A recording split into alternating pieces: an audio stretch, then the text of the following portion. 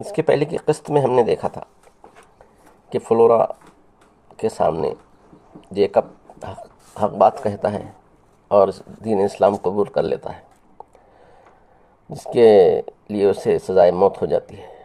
یہ منظر سے وہ پریشان ہو کے فلورا اپنے نانی کے گھر جاتی ہے۔ اب آگے کی کہانی۔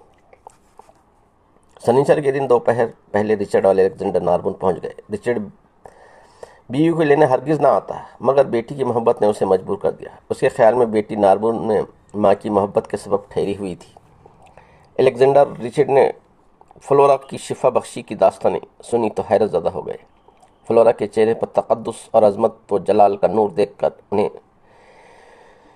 انہیں سنی ہوئی داستانوں پر یقین آ ہی گیا۔ اسی دن بیوی اور بیٹی کے ساتھ رچرڈ اپنے بیٹے میت میں پائی ٹیرس کی طرف روانہ ہو گیا۔ این کی ماں عبد الرحمن اپنی تنہائیوں میں رونے اور بلکنے کے لیے ناربون میں ہی رہ گئے۔ پائی ٹیرس میں ایک دن فلورا نماز پڑھ رہی تھی کہ رچرڈ ان کے کمرے میں آ گیا اور بیٹی کو نماز کی حالت میں حیرت سے دیکھنے لگا۔ وہ نماز سے فارغ ہوئی تو اس سے پوچھا، یہ تم کیا کر رہی تھی؟ میں اللہ تعالیٰ کی عبادت کر رہی تھی۔ عبادت کا تم نے یہ کیا طریقہ ایجاد کیا ہے؟ مگر عبادت کا یہ طریقہ میں نے ایجاد نہیں کیا، یہ وہ طریقہ بندگی ہے جو اللہ تعالیٰ نے اپنے آخر رسول صلی اللہ علیہ وسلم کو سکھایا، اور انہوں نے تمام مسلمانوں کو یہ طریقہ تعلیم کیا۔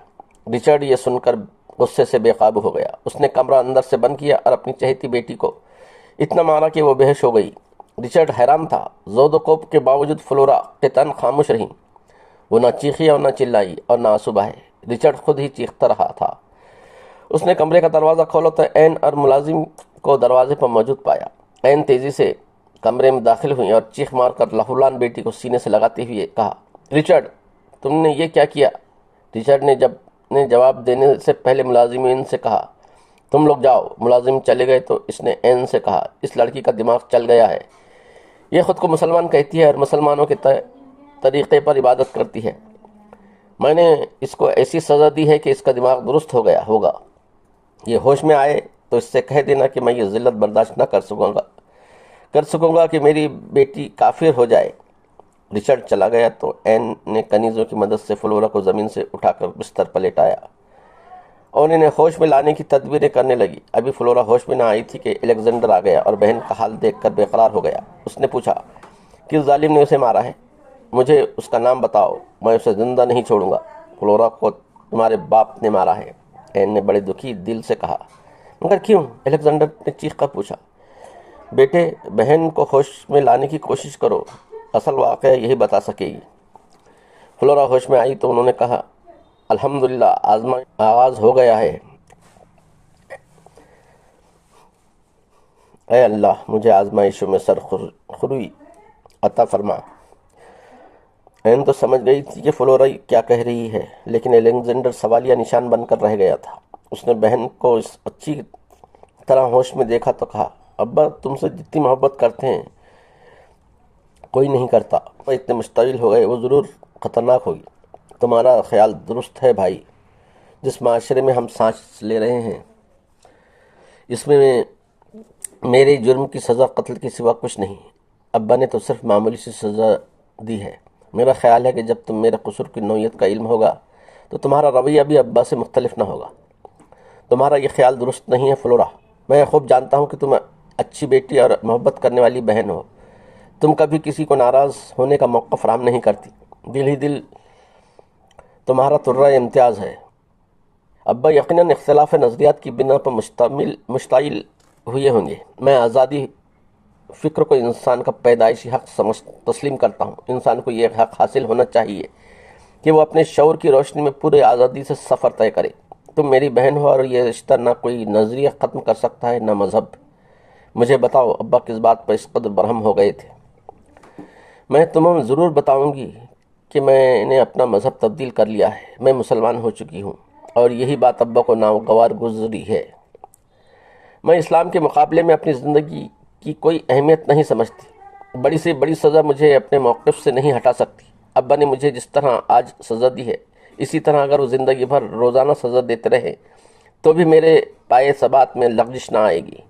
الیگزینڈر بہن کی بھی بات سن کر پریشان ہو گیا، کیونکہ وہ جانتا تھا کہ بہن جس راستے پر چل پڑی ہے اس میں تباہی کے سوا کچھ نہیں ہے، اور وہ اپنی بہن کی مدد بھی نہ کر سکے گا۔ اس نے کچھ دیر غور کرنے کے بعد سوال کیا، کیا واقعی اسلام ہمارے مذہب سے اتنا اچھا ہے کہ اس کے لیے جان دے دی جائے؟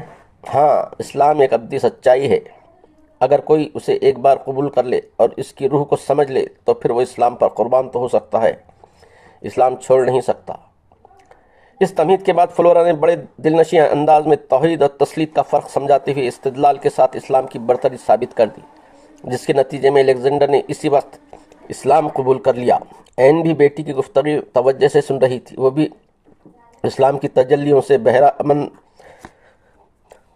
میں آپ کو کلمہ پڑھا کر فلورا نے سجدے میں سر رکھا اور اللہ تعالیٰ کا شکر ادا کیا۔ راستے کو جب رچرڈ آیا تو اس نے اپنی بیوی سے پوچھا، فلورا کا اب کیا حال ہے؟ فلورا کا حال خراب ہی کب تھا؟ این نے جواب دے کر رچرڈ کو حیران کر دیا۔ یہ تم کیا کہہ رہی ہو؟ میں نے اسے اتنا مارا ہے، میرے ہاتھ درد کر رہے ہیں، اس کا دل کس طرح بہتر ہو سکتا ہے؟ تم صرف فلورا کو مار پیٹ کر تھک گئے، ابھی تو مجھے بھی سزا دینی باقی ہے۔ الیگزینڈر کی ہڈیاں تو توڑنا ہے، کیونکہ ہم دونوں بھی فلورا کی طرح اسلام قبول کر چکے ہیں۔ رچرڈ ایک بار پھر بے قابو ہو گیا، اس نے اپنی بیوی پر گھونسوں اور لاتوں کی بارش شروع کر دی، مگر الیگزینڈر ماں کی چیخیں سن کر آیا اور اس نے باپ کو مضبوطی سے اپنی باہوں میں جکڑ لیا۔ رچرڈ نے بہت ہاتھ پیر مارے، مگر وہ جوان گرفت سے خود کو آزاد نہ کرا سکا۔ الیگزینڈر نے باپ کو ایک کرسی پر ڈال دیا، وہ بڑی دیر تک ہانپتا رہا۔ الیگزینڈر نے قدر نرمی سے باپ کا ادب ملحوظ رکھتے ہوئے کہا، میری ماں پر آپ پہلے بھی بہت ظلم کر چکے ہیں، اب میری موجودگی میں آپ ان کے ساتھ یا میری بہن کے ساتھ زیادتی نہ کر سکیں گے۔ ہم بلا شک اسلام قبول کر چکے ہیں۔ اب آپ کے سامنے صرف دو صورتیں ہیں، یا تو آپ ہمیں ہمارے حال پر چھوڑ دیں یا ہمیں کلیسیائی قانون کے سپرد کر دیں۔ رچرڈ کی جسمانی توانائیاں نے اس کا ساتھ چھوڑ دیا تھا، مگر اس کا ذہن ابھی بیدار تھا۔ پھولے ہوئے سانس جب قابو میں آ گئے تو اس نے بہت نرمی سے پوچھا، فلورا کہاں ہے؟ اتنی چیخ و پکار ہوئی مگر وہ یہاں نہیں پہنچی، آؤ اسے دیکھیں وہ کس حال میں ہے۔ رچرڈ جب این اور الیگزینڈر کے ساتھ فلورا کے کمرے میں پہنچا تو انہیں نماز میں اس طرح منہمک تھی کہ انہیں نہ اپنا ہوش تھا نہ اپنے اطراف کا۔ یہ منظر دیکھ کر رچرڈ کو غصہ تو بہت آیا، لیکن اس نے خود پر قابو پاتے ہوئے کہا، تم دونوں یہاں رکو اور دروازہ اندر سے بند کر لو۔ اگر ملازمین نے دیکھ لیا کہ فلورا نماز پڑھ رہی ہے تو بات پورے شہر میں پھیل جائے گی، میں تھوڑی دیر میں واپس آتا ہوں۔ رچرڈ کمرے سے باہر گیا تو الیگزینڈر نے دروازہ بند کر لیا، مگر اس نے یہ بات محسوس کر لی کہ دروازہ باہر سے بند کر دیا ہے۔ الیگزینڈر نے بلند آواز سے پوچھا، ابا جب میں نے دروازہ اندر سے بند کر لیا ہے تو آپ نے باہر سے دروازہ بند کرنے کی کیوں زحمت کی ہے؟ میں اس وقت بہت غصے میں ہوں، تمہارے مسئلے پر کوئی جذباتی فیصلہ کرنا نہیں چاہتا۔ جب تک میں تمہارے متعلق اچھی طرح سوچ سمجھ کر فیصلہ نہیں کر لوں گا تو میں اسی کمرے میں مقید رہنا پڑے گا۔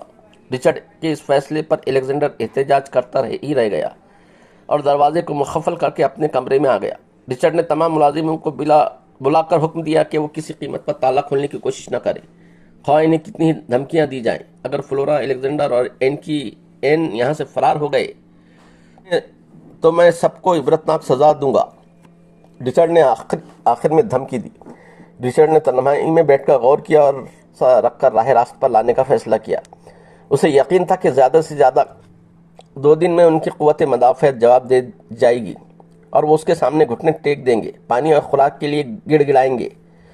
3 دن گزر گئے، نہ کسی نے احتجاج کیا، نہ دروازے پر دستک دے کر کوئی چیز طلب کی۔ خود رچرڈ کی قوت برداشت جواب دینے لگی۔ اتنا طویل سکوت اسے غیر فطری محسوس ہونے لگا۔ اندیشہ اسے ڈرانے لگا کہ کہیں بیوی بچے مر نہ گئے ہوں گے، ان کا دم نہ گھٹ گیا ہوگا۔ آخر گھبرا کر اس نے الیگزینڈر کو آوازیں دی، مگر کوئی جواب نہ ملا۔ جواب نہ پا کر رچرڈ نے کمرے کا تالا کھولا۔ رچرڈ کمرے میں داخل ہوا تو تینوں کو پرسکون حالت میں بیٹھے ہوئے دیکھا۔ یہ دیکھ کر اسے بڑی حیرت ہوئی۔ فلورا نے باپ کو متحیر دیکھ کر کہا، آپ کی یہ بڑی بھول ہے کہ خود کو ہمارا رازق سمجھتے ہیں۔ وہ نعمتیں میسر ہیں جو آپ کو اس قید خانے کے باہر بھی میسر نہیں ہیں۔ رچرڈ یہ بات سن کر کمرے سے فوراً نکل گیا اور دروازے کو پھر مقفل کر دیا۔ وہ سیدھا اپنے ایک صاحب تدبیر دوست کے پاس پہنچا اور اسے تمام صورتحال سے آگاہ کر کے مشورہ طلب کیا کہ اب وہ کیا کرے۔ نیلسن اپنے دوست رچرڈ کی داستان سن کر دنگ رہ گیا اور کچھ تأمل کے بعد کہا، یہ تو کھلا ہوا جادو ہے۔ اس مصیبت کو ٹالنے کے لیے فوری طور پر کوئی مؤثر کارروائی کرنی چاہیے، ورنہ تم تباہ ہو جاؤ گے۔ میں تمہارے پاس اسی لیے آیا ہوں تاکہ تمہاری ذہنی صلاحیتوں سے استفادہ کروں۔ میری سمجھ میں تو کوئی بات نہیں آتی، میں کروں تو کیا کروں؟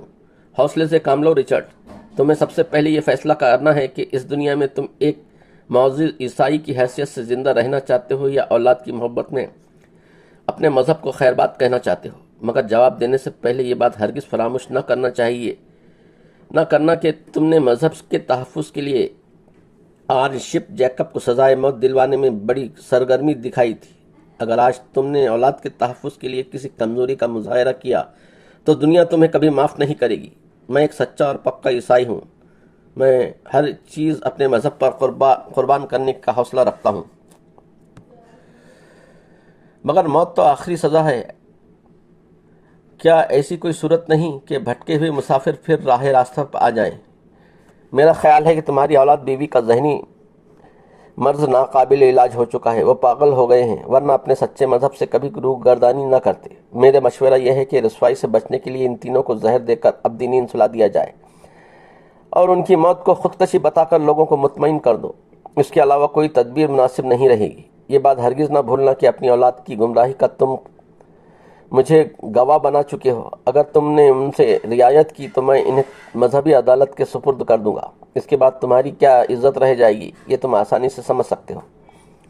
میں تمہارے مشورے پر عمل کروں گا۔ تمہارا مشورہ مجھے پسند آ گیا۔ میں ذلیل ہو کر کسی کو منہ دکھانے کے قابل نہ رہوں گا۔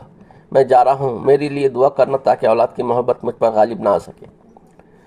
فلورا الیگزینڈر اور این کو جب رچرڈ نے کمرے میں محبوس کیا تو این اور الیگزینڈر بہت گھبرا گئے تھے۔ انہیں یقین ہو گیا تھا کہ اب ان کا آخری وقت آ چکا ہے، کیونکہ وہ رچرڈ کے مذہبی جنون سے اچھی طرح واقف تھے۔ ماں اور بھائی کو پریشان دیکھ کر فلورا نے انہیں تسلی دیتی ہوئی کہا، موت اور زندگی صرف اللہ کے اختیار میں ہے، پریشان ہونے کی ضرورت نہیں، اللہ ہی سب کا محافظ، اللہ ہی سب سے بڑا محافظ ہے۔ آزمائش میں بے قراری کا اظہار ایمان کی ضعف کی علامت ہے۔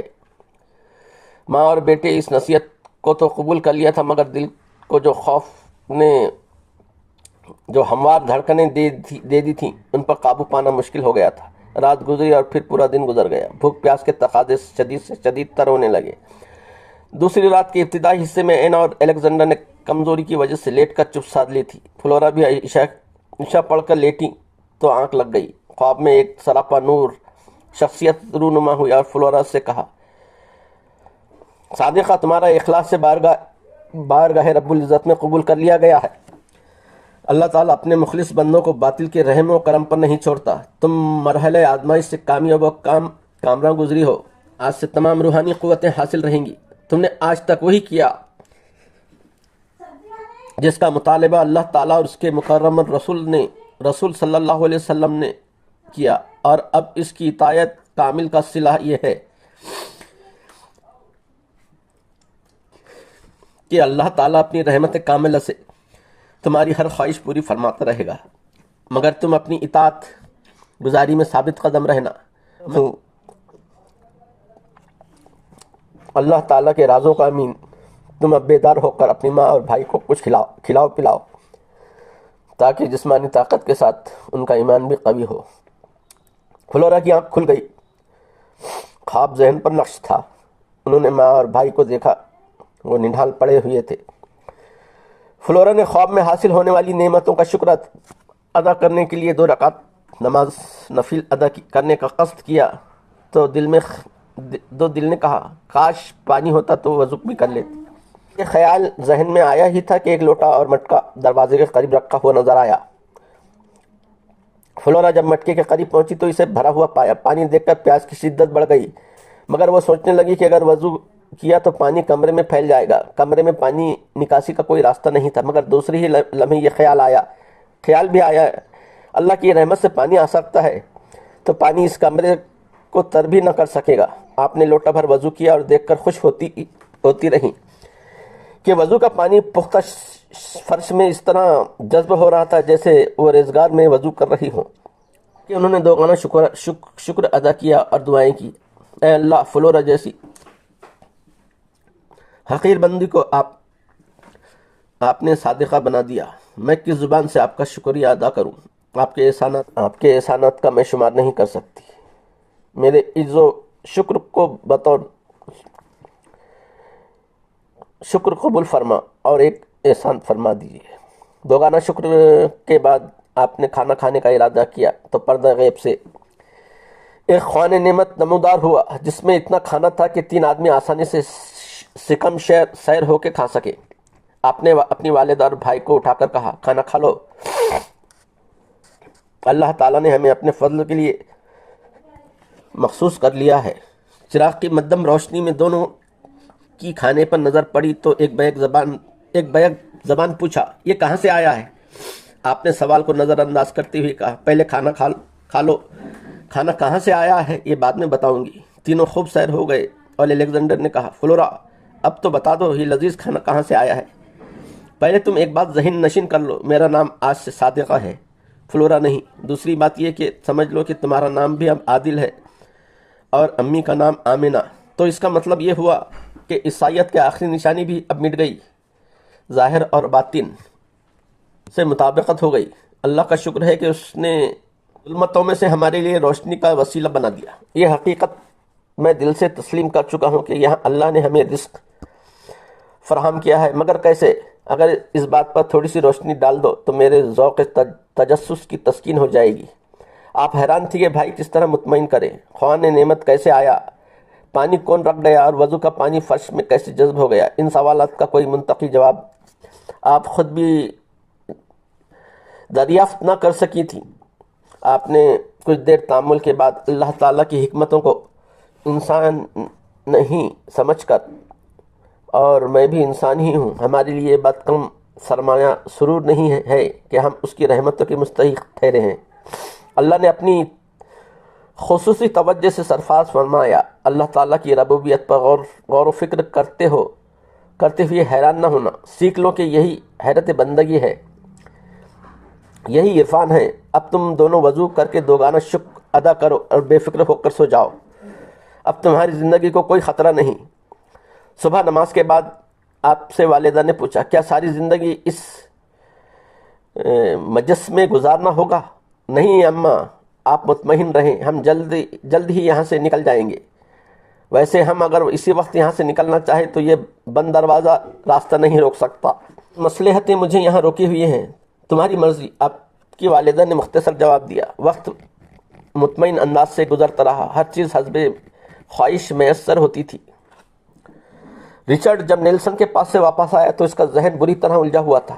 ایک طرف مذہب تھا، ایک طرف بیوی بچے، کبھی ایک پلڑا جھک جاتا تو کبھی دوسرا۔ آخر عزت کے جھوٹے بت پر بیوی بچوں کو قربان کر دینے کا فیصلہ کر کے اس نے ایک لائحہ عمل ترتیب دیا اور اس کمرے کا دروازہ کھولا جس میں تینوں بند تھے، اور معذرت کرتے ہوئے کہا، میں بہت شرمندہ ہوں کہ تم لوگوں پر زیادتی کی، تم نے اپنا مذہب بدل لیا تو مجھے کوئی اعتراض نہیں ہونا چاہیے تھا۔ تم لوگ باہر چلو، میں تم سے کچھ ضروری باتیں کرنا چاہتا ہوں۔ چاروں باہر آ گئے تو رچرڈ نے کہا، بعد میں پہلے کھانا کھا لو، میں بھی بھوکا ہوں، تمہارے ساتھ ہی کھانا کھاؤں گا۔ ہم بھوکے نہیں ہیں، آپ کھانا کھا لیں۔ آپ نے باپ کے جھوٹ کو محسوس کرتے ہوئے سادگی سے کہا، میں جانتا ہوں کہ تم جھوٹ نہیں بولتی، اس لیے تمہاری بات کا مجھے یقین ہے، اور میں یہ بھی نہیں پوچھوں گا کہ کھانا تمہیں کس نے پہنچایا۔ کھانا میں بھی بعد میں کھا لوں گا۔ جو بات میں تم سے کہنا چاہتا ہوں وہ اب میں بتائے دیتا ہوں، مگر تم لوگوں سے ہمدردانہ غور و فکر کا خواہش مند ہوں۔ آپ فرمائیں تو صحیح، ہم میں سے ایک آپ کی بیوی ہے، ایک بیٹی ہے اور ایک بیٹا ہے، آپ کی بات ہمارے لیے کیسے غیر اہم ہو سکتی ہے؟ میں ایک باعزت آدمی ہوں اور حکومت اور کلیسیاؤں کا ایک مخلص کارکن ہوں۔ اگر تم اپنے اسلام کو راز نہیں رکھا تو میں رسوا ہو جاؤں گا اور تم قتل کر دیے جاؤ گے۔ اس لیے اگر تم مسلمان رہنا چاہتے ہو تو مسلمان ہی رہو، مگر کسی کو یہ بات معلوم نہ ہونے پائے۔ تم آرام سے اسی طرح اس گھر میں رہو جس طرح رہتے چلے آئے ہو، اور میں نے جذبات سے مغلوب ہو کر جو سزائیں تمہیں دی ہیں انہیں بھول جاؤ۔ ٹھیک ہے، ہم اس معاہدے کے کاربند ہیں، مگر ایک بات سن لیجئے، ہم دونوں آپ کا جو رشتہ ہے اس میں کوئی فرق نہیں آیا ہے، مگر میری ماں اب آپ کی بیوی نہیں ہے۔ رچرڈ کا ذہن میں غصے کی لہر آ کر گزر گئی، مگر وہ ضبط کر گیا اور اس نے مسکراتے ہوئے کہا، میں اس بات کا خیال رکھوں گا، اب تو خوش ہونا۔ عادل بڑھ کر باپ سے ہم آغوش ہو گیا اور باپ نے بیٹی کے سر پر شفقت سے پدری ہاتھ کا مظاہرہ بھی کیا۔ گھر کی رونقیں لوٹ آئی اور معمولات بحال ہو گئے۔ اس ملاپ کے 4 دن بعد رچرڈ نے ایک خادمہ کو اعتماد میں لے کر حلوے میں زہر ملوا دیا۔ کھانا سب ساتھ کھاتے رہے، دونوں کھانوں کے ساتھ حلوہ بھی دسترخوان پر موجود تھا۔ عادل بچپن سے میٹھے کا شوقین تھا۔ سب سے پہلے اس نے حلوہ کھانا چاہا تو آپ نے عادل کو حلوہ نہ کھانا، اس میں زہر ہے۔ عادل نے ہاتھ کھینچ لیا اور آپ کی طرف حیرت سے دیکھتے ہوئے کہا، یہ آپ کیا کہہ رہی ہیں؟ میں جو کچھ کہہ رہی ہوں حقیقت ہے، اور اس بات کی تصدیق ہمارے والد محترم کریں گے، کیونکہ زہر خادمہ نے انہی کے حکم سے انعام کے لالچ میں ملایا ہے۔ رچرڈ کا چہرے کا رنگ فق ہو گیا۔ اسے گمان گزرا کہ شاید خادمہ نے غداری کر کے راز فاش کر دیا۔ آپ اپنے ظالم باپ کا ذہن پڑھ رہی ہیں، آپ نے کہا، آپ کا اندیشہ غلط ہے۔ مجھے خادمہ نے یہ بات بتا دی ہے کہ حلوے میں زہر ملا دیا ہے۔ میں تو اللہ کے فضل سے یہ بھی جانتی ہوں کہ ہماری ہلاکت کا منصوبہ آپ نے نیلسن کے مشورے سے بنایا تھا اور ہمیں ہلاک کرنے کے لیے ہی محبت کا اظہار کیا تھا۔ مجھے یقین ہے کہ آپ میری بات کی تردید نہ کر سکیں گے، مگر میں آپ کو مایوس نہیں کروں گی۔ میں نے دل میں دعا کی، اے حفاظت کرنے والے، اے صاحب قدرت رب، اس حلوے کو زہر سے پاک کر دے۔ دعا کے بعد آپ نے عادل سے کہا، بسم اللہ پڑھ کر حلوہ کھاؤ، جس قدر چاہے کھاؤ، مجھے بھی دو اور ماں کو بھی دو۔ تینوں حلوہ کھا رہے تھے اور رچرڈ حیرت سے دیکھ رہا تھا۔ وہ خوش ہو رہا تھا کہ اس کی تدبیر فاش ہو کر بھی کامیاب ہو گئی، مگر انجام کار اسے مایوسی کا شکار ہونا پڑا۔ کسی پر زہر کا اثر ظاہر نہیں ہوئے، حالانکہ جو زہر حلوے میں ملایا گیا تھا اتنا مہلک تھا کہ اس کا زبان پر رکھ لینا ہی ہلاکت کے لیے کافی تھا۔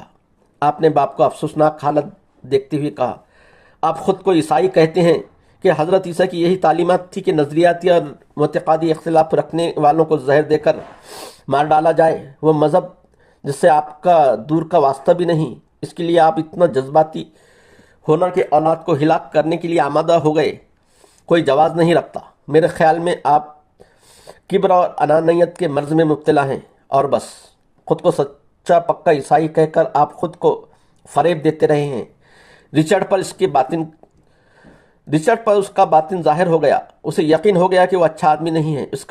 اس کی انا کا بت پاش ہوا تو وہ خود بھی بکھر گیا، اور شدت غم میں اس کے آنسو ندامت انفعال کا مظہر بن گئے۔ وہ روتا رہا، بلکتا رہا، اور پھر آپ کے قدموں میں آ گرا۔ آپ نے باپ کے قدموں کو اٹھا کر کہا، مجھے گناہگار نہ کیجیے۔ اگر آپ پشیمانی میں خلوص ہے تو یقین کیجیے کہ توبہ کے دروازے کھلے ہوئے ہیں۔ توبہ کیجیے، اللہ بڑا معاف فرمانے والا ہے۔ رچرڈ انقلابی فکر کے بعد اسی وقت مسلمان ہو گیا۔ آپ نے باپ کو اپنے آرزو کے مطابق حالت ایمان میں دیکھا تو سربس سجود ہو گئیں، اور سجدہ شکر کے بعد باپ سے کہا، آج سے آپ کا اسلامی نام عبداللہ ہے، اور میں آپ کو خوش خبری سناتی ہوں کہ آپ انشاءاللہ کے مقبول بندوں میں ضرور شامل ہوں گے۔ نیلسن جو کل تک آپ کا دوست تھا اب آپ کا دشمن بن چکا ہے، مگر آپ اس کی پرواہ نہ کیجیے، وہ اس قابل ہی نہیں رہے گا کہ آپ کو کوئی نقصان پہنچا سکے۔ ہم پائی ٹیرس سے واپس ناربون چلے جائیں گے، آپ اور عادل یہیں رہیں۔ آپ میری ماں کی فکر قطان نہ کیجیے، ہمارے لیے اللہ کافی ہے۔ عادل اپنا کاروبار سمیٹیں اور اپنے آپ کو خود کی ذمہ داریوں سے آزاد کر لیں۔ ہماری منزل اب کہیں اور ہے، ہم فرانس سے چلے جائیں گے۔ میں یہاں ابھی 2 ہفتے رہوں گی تاکہ آپ کو اور عادل کو ارکان دین سکھا سکوں۔ 2 ہفتے بعد آپ پائی ٹیرس سے ناربون روانہ ہو گئیں۔ ناربون میں ہر چند کی فضا آپ کے لیے سازگار نہ تھی، مگر کچھ دلوں میں اسلام نے گھر کر لیا تھا۔ انہیں کلمہ پڑھانا بھی ضروری تھا اور ان کی تربیت بھی کرنا تھی۔ جب ناربون پہنچی تو توانائی اور عبد الرحمن کی خوشی کا ٹھکانہ ہی نہ تھا۔ ناربن کے وہ تمام باشندے بھی اب مسرور ہوئے جو آپ کی شفا بخشی کا تجربہ رکھتے تھے یا آپ سے فیض حاصل کرنے کے آرزومند تھے۔ آپ کے ناربن پہنچنے کے تیسرے ہی دن بیماروں اور حاجت مندوں کا آپ کے گھر ہجوم رہنے لگا۔ اس بار آپ نے اسلام کی تبلیغ بھی شروع کر دی، جس کے خاطر خواہ نتائج برآمد ہونے لگے۔ 30 عورتیں اور مرد آپ کے دست حق پر دست ایمان لے آئے اور پائی ٹیرس میں مذہبی حلقوں نے آپ کے خلاف محاذ آرائیاں شروع کر دی۔ پادری رابرٹ اور دوسرے پادریوں نے اجتماعی طور پر آپ سے ملاقات کی اور آپ پر سوالات کی بوچھاڑ کر دی۔ آپ نے بڑے اطمینان سے سوالات کے جوابات دیتے ہوئے پادریوں کو یقین دلا دیا کہ آپ نہ صرف یہ کہ خود مسلمان ہیں بلکہ اسلام کی تبلیغ بھی کر رہے ہیں۔ پادری آپ کے سامنے تو کچھ نہ بول سکے، مگر واپس آ کر انہوں نے پورے شہر میں آپ کے خلاف نفرت کی آگ بھڑکا دی۔ ہزاروں افراد نے آپ کے گھر کو گھیر لیا۔ پادریوں نے آپ کے متعلق خاص طور پر لوگوں کو یہ باور کرا دیا تھا کہ آپ جادوگرنی ہیں اور بدروح آپ کے تابع ہیں۔ آپ کے گھر کا محاصرہ کرنے والے اسی خوف سے گھر میں داخل نہ ہو سکے کہ وہ آپ کو جادوگرنی سمجھتے تھے، مگر کچھ نو مسلم خواتین اور مرد کو بلوائیوں نے ان کے گھروں پر جا کر قتل کر دیا۔ آمینہ عبد الرحمن آپ کے نانی اس صورتحال سے پریشان ہو گئے، مگر آپ نے انہیں تسلی دے کر گھر میں پرسکون رہنے کی تلقین کی۔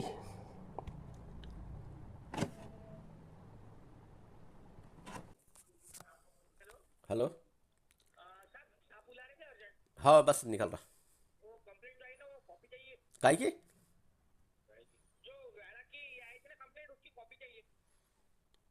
ٹھیک ہے، دیکھتا میں۔